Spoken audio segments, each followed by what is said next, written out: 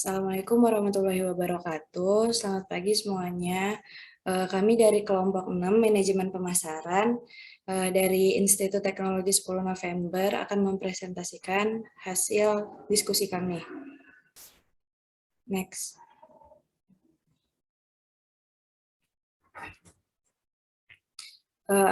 Anggota kelompok kami, yaitu saya sendiri, Rahmalia Putri dengan NRP 503-120-1096. Selanjutnya ada Farid Iza Rosadi dengan NRP 503-120-1077. Selanjutnya ada Vanessa Farhania dengan NRP 503-120-1082. Next. Latar belakang. Obesitas di kalangan anak-anak dan remaja di Amerika Serikat telah meningkat sebesar 3 kali lipat dalam dekade terakhir. Dan hampir dari 1 dari 5 remaja yang berusia 12-19 tahun di Amerika Serikat mengalami obesitas. Minuman yang dimaniskan dengan gula, SSB, memainkan peran penting dalam kelebihan berat badan dan obesitas.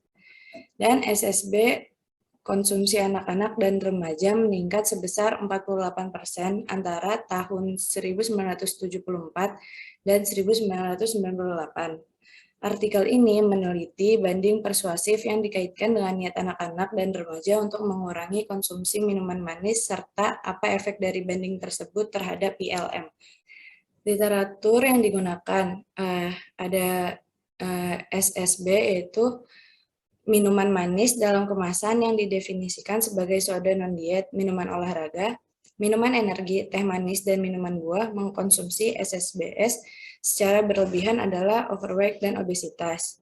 Yang kedua, kampanye media massa. Kampanye dengan menggunakan media massa dinilai efektif untuk mengubah keyakinan, sikap, dan perilaku terkait kesehatan adalah strategi kesehatan masyarakat. Next. Pengujian spesifik dengan beberapa audiens yang berbeda efektif dalam melakukan kampanye kesehatan karena dapat melihat perubahan perilaku dan hasil kognitif berbeda di seluruh segmen audiens. Selanjutnya ada kampanye berbasis rasa takut. Kampanye menggunakan pendekatan berbasis rasa takut efektif dalam keadaan tertentu. Selanjutnya ada emosi persuasif. Penelitian menggunakan sampel remaja untuk menguji pengaruh 3 daya tarik persuasif emosional yang berbeda, yaitu humor, ketakutan, dan pengasuhan. Pada hasil emosional dan kognitif yang sebagai niat untuk mengurangi minuman manis. Persuasif dalam iklan dianggap mediator penting dari efektivitas pesan. Next. Daya tarik emosional. Daya tarik emosional dapat menjadi alat persuasif yang kuat dalam konteks pesan kesehatan masyarakat.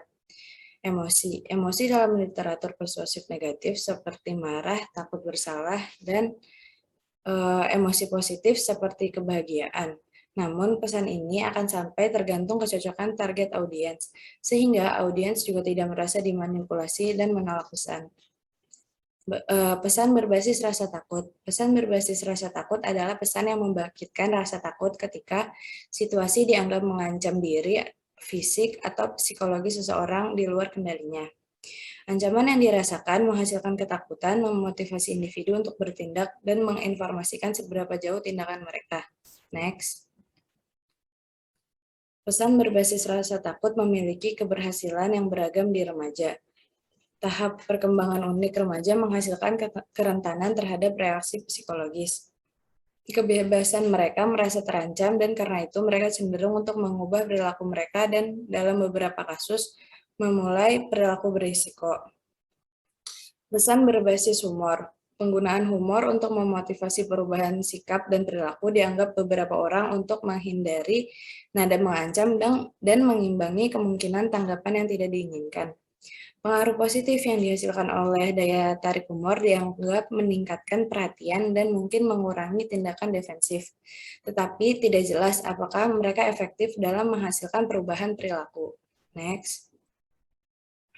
Pesan-pesan humor telah terbukti mengurangi kontra-argumen, di mana sebuah pesan akan tetap tersampaikan namun mengabaikan pesan sebagai lelucon. Niat untuk melakukan suatu perilaku didasarkan pada pendekatan tindakan beralasan terhadap perubahan dan prediksi perilaku. Kebebasan. Teori reaksi psikologis menunjukkan bahwa ketika kebebasan seseorang terancam, dia merespon dan mendorong untuk membangun kembali kebebasan yang terancam. Next. Dorongan emosional. Dorongan emosional dapat mempengaruhi pemahaman yang terkait dengan niat, seperti keyakinan, perilaku tentang konsekuensi mengonsumsi minuman SSB atau minuman manis. Hubungan konsumsi SSB dengan obesitas. Kampanye yang berfokus pada hubungan antara konsumsi SSB dan obesitas dapat dianggap oleh audiens sebagai stigmasi atau diskriminatif terhadap orang yang kelebihan berat badan, berpotensi menyebabkan ketidakefektifan atau efek reaksi balik dari pesan. Next. Metode penelitian yang digunakan. Metode penelitian ini yang digunakan dalam artikel ini adalah metode penelitian kuantitatif dengan menggunakan metode eksperimen. Jumlah partisipan yang mengikuti eksperimen dalam artikel ini berjumlah 805 remaja usia 13 sampai 17 tahun. Dari orang tua yang dihubungi, terdapat 85% yang memberikan persetujuan untuk anak-anak mereka berpartisipasi. Tempat penelitiannya dilakukan di Amerika Serikat. Next. Akan dilanjutkan dengan teman saya. Selanjutnya ada hasil penelitian, di mana dari sampel penelitian ini didominasi oleh perempuan dan berusia 15 tahun, ras putih, dan tinggal di kondisi ekonomi kurang dari 60.000 US dollar per tahun dari pendapatan tahunan, serta terdapat 5 strategi yang dapat mempengaruhi daya tarik ILM, yaitu apakah mereka tertarik atau tidak. Setelah itu, 3 jenis daya tarik emosional yang dapat mempengaruhi banyak mediator, yaitu ketakutan, humor, dan daya tarik pengasuhan. Selanjutnya, terdapat beberapa mediator yang dihipotesiskan seperti banding, kekuatan argumen, tanggapan emosional, serta keyakinan tentang SSBS positif maupun negatif. Serta setelah melihat iklan yang disampaikan, beberapa remaja ini telah berniat tinggi untuk mengurangi konsumsi minuman manis. Next. Penelitian ini merupakan penelitian pertama yang membahas mengenai pengaruh strategi persuasif yang digunakan dalam PSA terhadap SSB. Baik secara langsung maupun tidak langsung, humor, ketakutan, serta daya tarik pengasuhan yang masing-masing terikat dan terkait dengan niat yang dapat meningkatkan seseorang untuk mengurangi makanan manis atau minuman manis. Masing-masing strategi persuasif ini juga dikaitkan dengan efikasi diri dan ancaman yang dirasakan saat memilih suatu pilihan.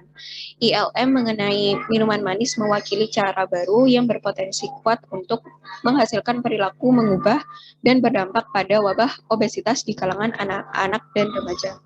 Next.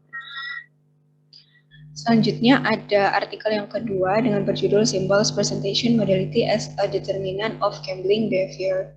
Next. Dengan latar belakang, terdapat beberapa variabel yang mampu memperpanjang ataupun mengurangi durasi perjudian, seperti kemenangan yang hampir tercapai atau near win. Munculnya beberapa kemungkinan dari jenis kemenangan hampir berurutan ini akan meningkatkan pemutaran video lotre. Oleh karena itu, penyajian simbol yang berurutan mungkin mengarahkan pemain untuk bertaruh atau bermain lebih banyak daripada saat hampir menang dan menang yang disajikan secara bersamaan. Artikel ini menjelaskan mengenai proses kognitif dapat berperan dalam mekanisme psikologis yang terlibat dalam perilaku perjudian. Dengan demikian, artikel ini memeriksa pengaruh metode penyajian video lotre pada perilaku pemain, khususnya pada persistensi perjudian. Serta pada artikel ini terdapat hipotesis bahwa pemain dengan kondisi simultan akan memainkan game lebih sedikit daripada pemain dalam kondisi sekuensial. Selanjutnya akan dilanjutkan oleh teman saya. Selanjutnya yaitu literatur yang digunakan.